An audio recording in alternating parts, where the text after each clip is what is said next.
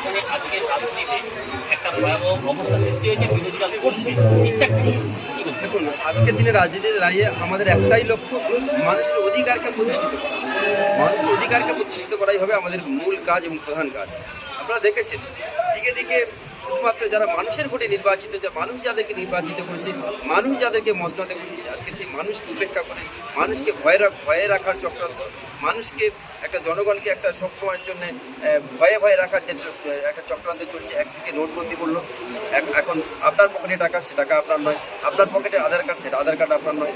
প্রত্যেকটা মুহূর্তে সাধারণ মানুষের ভোটে যারা নির্বাচিত, সাধারণ জনগণের ভোটে যারা নির্বাচিত, সেই জনগণকে যারা একেবারে দুমড়ে মুচড়ে শেষ করে দেওয়ার যে চিন্তাভাবনা নিয়েছে, আমরা মনে করি বাংলার মানুষ আন্দোলন করতে জানে, বাংলার মানুষ স্বাধীনতা আন্দোলন করছিলেন, আপনারা জানেন সবাই।